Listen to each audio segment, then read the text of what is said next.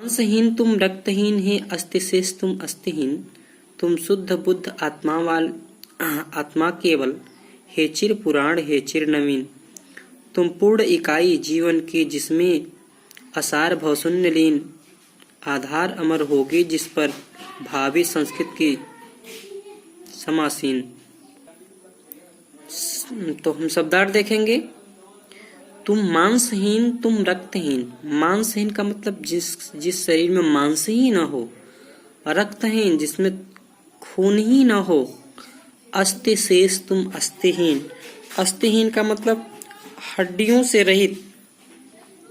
तुम शुद्ध बुद्ध आत्मा केवल।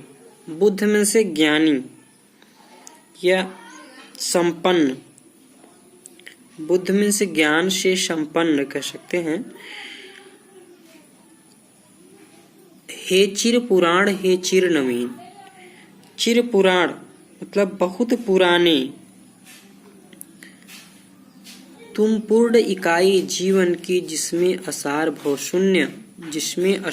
शून्य लीन। तुम पूर्ण इकाई जीवन की, तू संपूर्ण जीवन की एक इकाई है जिसमें असार भव शून्य। असार का मतलब सारहीन। भव का मतलब संसार। आधार अमर होगी जिस पर भावी संस्कृति समासीन। भावी की संस्कृति समासीन। समासीन का मतलब प्रतिष्ठित। इस पंक्ति में कवि ने महात्मा गांधी के अनुपम व्यक्तित्व एवं उनके महान कार्यों का गुणगान किया है। युग पुरुष महात्मा गांधी ने संपूर्ण मानव जाति को प्रभावित किया है और भावी संस्कृति उनके सिद्धांतों पर ही निर्मित होगी, ऐसा कवि का विश्वास है और अपने विश्वास को इस पंक्तियों में प्रकट किया है। तो आइए हम देखते हैं, व्याख्या की ओर बढ़ते हैं। तुम मांसहीन तुम रक्तहीन ए अस्ति शेष तुम अस्तिहीन।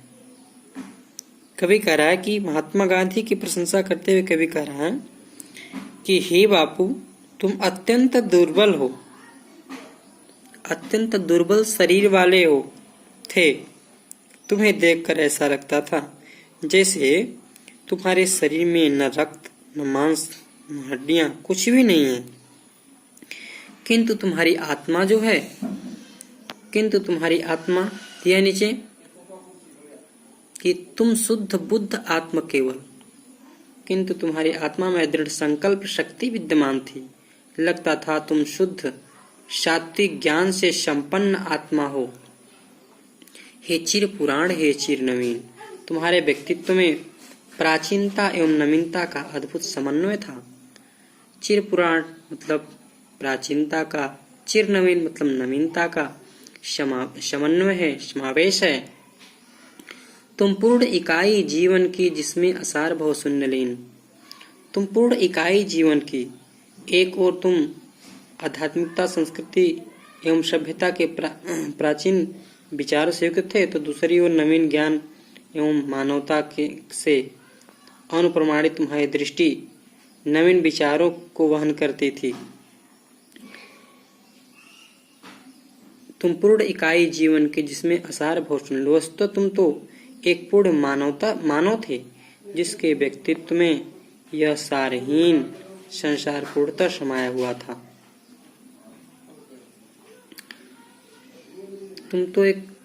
तुम पूर्ण इकाई जीवन की। तुम तो इस जीवन की एक पूर्ण इकाई थे जिसमें असार भव शून्य, जिसमें यह असारहीन संसार क्या हुआ था, समाया हुआ था, लीन था। आधार अमर होगी जिस पर भावी संस्कृत की समासीन। अगला है आधार अमर होगी जिस पर। आधार ऐसा आधार करा है कि कैसा, सत्य अहिंसा प्रेम सत्याग्रह मानवतावाद लोक कल्याण, इस तरह का आधार। तो कह रहा है कि तुमने सत्य अहिंसा प्रेम सत्याग्रह मानववाद लोक कल्याण के जो सिद्धांत दिए हैं उस पे क्या होगी, भावी की संस्कृत समासीन। उसे भावी संस्कृति उन्हीं से प्रतिष्ठित होगी, ऐसा मुझे पूर्ण विश्वास है। इस प्रकार से कवि ने अपनी इच्छा व्यक्त की है। अगली पंक्ति देखेंगे। तुम मांस तुम ही हो, रक्त अस्थि निर्मित जिसमें नवयुग का तन।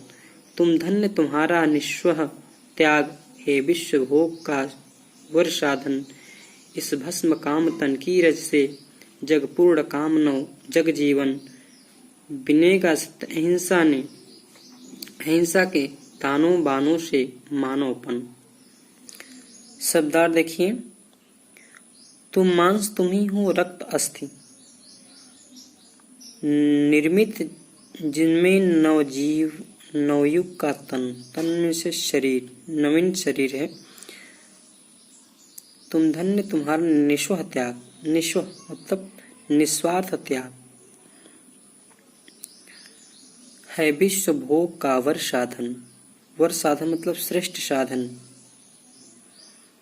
इस भस्म काम तन की रज से, भस्म काम जिसकी कामनाएं नष्ट हो गई हों, जिसे कामनाएं भस्म हो गई हों। जग पूर्ण काम, रज, रज का मतलब धूल होता है। जग पूर्ण काम नव जग जीवन। बिनेगा सत्य अहिंसा के तानों बानों से मानवपन। तानों, मानवपन का मतलब मानवता। इस अवतरण में कवि ने युग पुरुष महात्मा गांधी के महत्व का प्रतिपादन किया है। आइए देखते हैं। तुम मांस तुम ही हो, रक्त अस्थि। कवि ने गांधी जी को संबोधित करते हुए कह रहा है कि हे बापू, तुम मांस तुम ही हो, रक्त अस्थि। भले ही तुम शरीर से अत्यंत क्षीण एवं दुर्लभ हो, कमजोर हो, किंतु नवयुग निर्माण तुम्हारे सिद्धांत से हुआ है। नवयुग का निर्मित जिससे नवयुग का, तो मतलब नवयुग का निर्माण तुम्हारे सिद्धांत से ही हुआ है। तुम धन्य तुम्हारा निस्वह त्याग, तुम धन्य हो। और तुम्हारा त्याग, जो निस्वार्थ भाव से त्याग तुमने किया, वो अद्भुत है, जो इस संसार में सर्वाधिक महत्व का माना गया है विश्व भोग का वर साधन। इस भस्म काम की रज से, जगपूर्ण काम का नव जीवन। हे बापू, तुमने अपने कामनाओं पर विजय प्राप्त कर ली थी, है ना? करके हे बापू, तुमने अपनी कामनाओं पर विजय प्राप्त कर ली थी।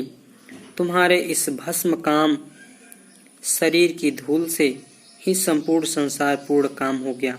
भाव है कि तुमने अपनी जो व्यक्तिगत इच्छाओं पर विजय प्राप्त की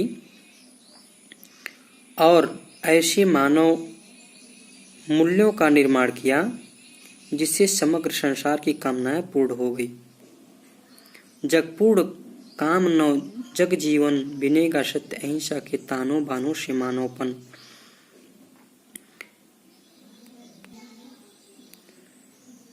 भावी मानवता तुम्हारे द्वारा दिए गए सत्य और अहिंसा के ताने बाने से बुनी जाएगी। भाव है कि भावी जो मानवता का विकास गांधी जी के सिद्धांत, जो विकास हुआ वो गांधी जी के सिद्धांत पे ही हुआ है और उनके सिद्धांत पे ही होता रहेगा। चलिए अगली पंक्ति देखेंगे। सुख भोग खोजने आते सब आए, तुम करने सत्य खोज। जग की मिट्टी के पुतले जन, तुम आत्मा के मन के मनोज। जड़ता हिंसा स्पर्धा में भर, चेतना अहिंसा नम्र ओज। पशुता का पंकज बना दिया तुमने, मानवता का सरोज। सुख भोग खोजने आते सब तो यहाँ सुख और सुख को भोग खोजने के लिए आते हैं, आनंद खोजने के लिए आते हैं। लेकिन आए तुम करने सत्य खोज। लेकिन हे बापू, तुम तो यहाँ सत्य की खोज करने आए। जग की मिट्टी के पुतले सब, इस संसार में सभी मनुष्य मिट्टी के पुतले के समान हैं या मिट्टी के पुतले हैं जैसे हैं। तुम आत्मा के मन के मनोज। यह मनोज में से कामदेव। जड़ता हिंसा स्पर्धा से भर, जड़ता में से मूर्खता, स्पर्धा, प्रतिद्वंदता, चेतना, अहिंसा, नम्र, ओज। अहिंसा मतलब किसी के जीव की हिंसा न करना, चेतना जागरूक होना, नम्र से नम्रता, ओज में से तेज, पशुता का पंकज बना दिया। पशुता मतलब पशु की प्रवृत्ति वालों को, पंकज में से कमल, तुमने मानवता का सरोज, सरोज में से भी कमल। कवि सुमित्रा नंदन पंत ने इन पंक्तियों में महात्मा गांधी की महत्ता को प्रतिपादित करते हुए उनके गुणों का वर्णन किया है। चलिए हम देखते हैं व्याख्या। सुख भोग खोजने आते सब आए, तुम करने सत्य खोज। गांधी जी को मानवता के रूप में संबोधित करते हुए सुमित्रा पंत कहते कि हे बापू, इस संसार में जहां अन्य मानव अपना सुख खोजते हैं और शायद इसीलिए जन्म धारण करते हैं, वहां तुम सत्य की खोज करने आए। जक्की मिट्टी की पुतले जन, तुम आत्मा के मन के मनोज। जक्की मिट्टी के पुतले जन, लोग तो मिट्टी के पुतले हैं, जबकि आप आत्मा और मन के सुंदरतम व्यक्ति के रूप में संसार में जाने पहचाने गए।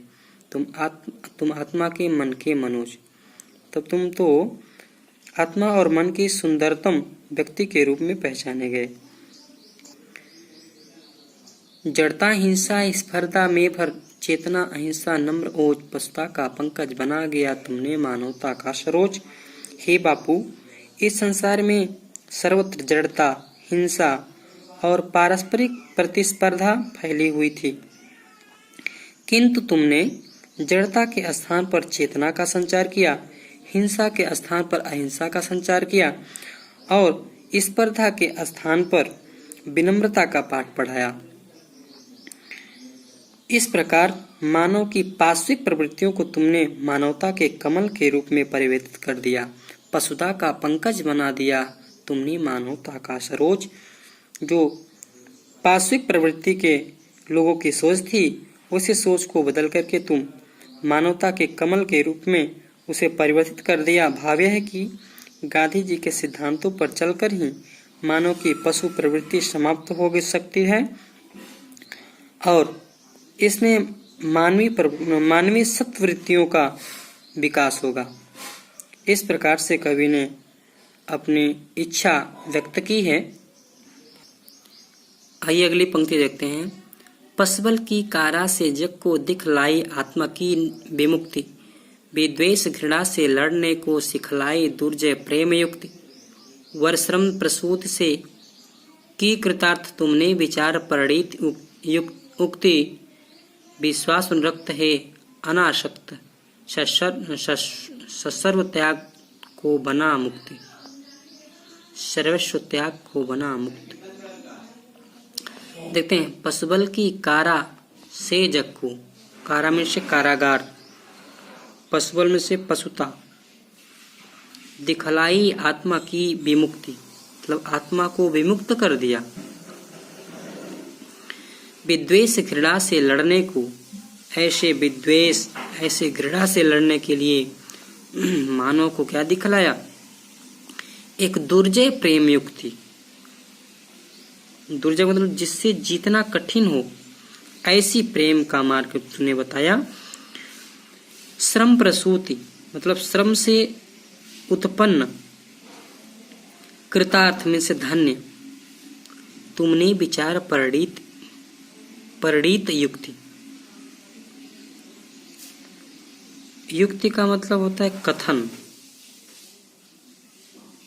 विश्वास संरक्त है अनासक्त, विश्वास संरक्त समस्त विश्व से प्रेम करने वाले को विश्वास संरक्त, समस्त विश्व से प्रेम करने वाले, हे अनासक्त, सर्वस्व त्याग को बना मुक्ति।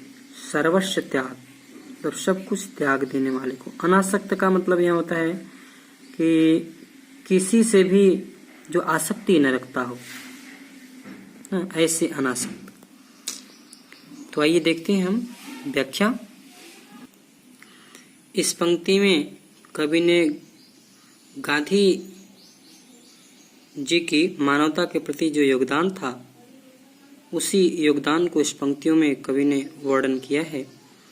तो पशुबल की कारा से जग को दिखलाई आत्मा की विमुक्ति, करे कि गांधी जी को संबोधित करते हुए कवि करा कि हे बापू, जिस समय यह संसार शारीरिक शक्ति को महत्व देता था, पशुबल की कारा से जग को दिखलाई आत्मा की विमुक्ति, मतलब जिस समय मनुष्य अपनी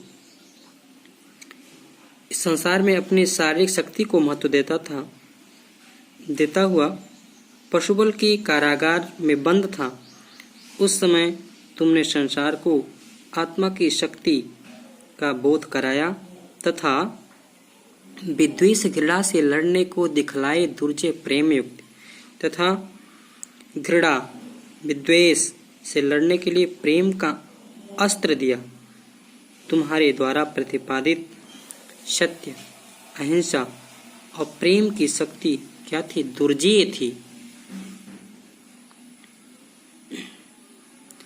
वरश्रेष्ठ वरश्रम प्रसूत से की कृतार्थ तुमने विचार प्रणीत युक्ति। हे बापू, तुमने अपने विचारों को केवल वाणी तक ही सीमित नहीं रखा, अपितु उन्हें कार्य रूप में भी परिणित किया या परिणित करके दिखाया। हे बापू, आप इस संसार के प्रति अनुराग रखने वाले महामानव थे। दिया नीचे कि विश्वास अनुरक्त ही अनासक्त। हे बापू, तुम संसार के प्रति अनुराग रखने वाले एक महामानव थे तथा अनासक्त योगी थे। आपने अपना सर्वस्व त्याग लोगों या सर्वस्व त्याग को बना मुक्त। आपने अपना सर्वस्व त्याग कर लोगों को यह दिखा दिया कि सब कुछ त्याग कर ही व्यक्ति मुक्त हो सकता है। इस प्रकार से मानव के प्रति जो उनकी त्याग की भावनाएं थी, इस प्रकार से जागृत हुई। अगली पंक्ति देखेंगे। उर्की चरखे से कात सूक्ष्म युग युग का विषय जनित विषाद गुंजित कर दिया गगन जग का भर। तुमने आत्मा का निनाद रंग रंग खद्दर के सूत्रों से नवजीवन आशा स्पृहाद मानवी कला के सूत्रधार हर लिया यंत्र कौशल प्रभात। उर के चरखे से कात सूक्ष्म, उर में से हृदय, चरखे में से चरखा। गांधी जी का चरखा जिससे आप जानते होंगे, वही चरखा है जिससे वे सूती वस्त्रों को बुने जाते थे उस चरखे से, तो वही चरखा। कात सूक्ष्म, कात में से काटना, सूक्ष्म छोटा छोटा। युग युग का विषय जनित विषाद, युग युग का विषय जनित मतलब विषय वासनाओं से उत्पन्न, विषाद में से दुख। गुंजित कर दिया गगन जग का, गुंजित मतलब अपने स्वरों से भर दिया गगन जग का, गगन में से आकाश, जग में से संसार। भर तुमने आत्मा का निनाद, निनाद में से स्वर। रंग रंग खद्दर के सूत्रों में, सूत्रों में से धागों में। नव जीवन का आशा स्पृहात, स्पृहात का मतलब होता है इच्छा एवं प्रसन्नता। मानवी कला के सूत्रधार, सूत्रधार में सूत्र धारण करने वाले या निर्देशक। हर लिया यंत्र कौशल प्रभात, यंत्र कौशल प्रभात का मतलब यंत्रीकरण से जुड़ी बातें। तो कवि ने बापू की प्रशंसा किया है कि तुमने चरखा आंदोलन चलाकर आत्मिक शुद्धि पर बल दिया, हाथ से काम करने वालों का महत्व प्रतिपादित किया और यंत्रीकरण का विरोध किया। उर्की चरखे में कात सूक्ष्म। युग युग का विषय जनित विषाद। कवि कह रहे कि हे बापू, तुमने हृदय के चरखे पर युगों युगों से व्याप्त विषयों से उत्पन्न दुख का सूत काट कर संसार में आत्मा के मधुर स्वर को व्याप्त कर दिया। भाव है कि गांधी जी ने जो चरखा आंदोलन चलाया था उसमें युगों युगों का व्याप्त विषाद मतलब दुख दूर कर दिया। लोगों को स्वदेशी का पाठ पढ़ाया, हाथ से काम करने का महत्व समझाया और यंत्रीकरण की बुराइयों से बचाया। इस प्रकार तुमने मानव जाति के दुख का समापन कर उसकी आत्मा में दुख का संचार किया। वस्तुतः चरखा आंदोलन स्वदेशी अर्थव्यवस्था का प्रतीक था। आगे रंग रंग खद्दर के सूत्रों में नवजीवन का आशा स्पृहद मानवती कला के सूत्रधार हरडिया यंत्र कौशल प्रवाद। भौतिक वासनाओं को त्याग कर चरखे से कति खादी के धागों में अपने अपने नए नए रंगों में रंग कर जीवन की एक नई आशा स्फूर्ति प्रसन्नता का संचार कर दिया। हे बापू, आप मानवीय आदर्शों के निर्माता एवं सूत्रधार थे तथा आपने इस चरखा आंदोलन के माध्यम से यंत्रीकरण एवं मशीनीकरण का विरोध करते हुए इस प्रवाद को समाप्त कर दिया कि यंत्रीकरण से मानव का हित हो सकता है। आप जीवन पर्यंत स्वदेशी के समर्थक रहे। हरडिया यंत्र कौशल प्रवाद मतलब यंत्रीकरण को समाप्त करके आप हमेशा लोगों को अपने हाथों से कार्य करने की प्रेरणा दी और आप हमेशा स्वदेशी के समर्थक रहे। बस आज के लिए इतना ही। मिलते हैं फिर इसी प्रकार बात करेंगे अगले वीडियो में। धन्यवाद।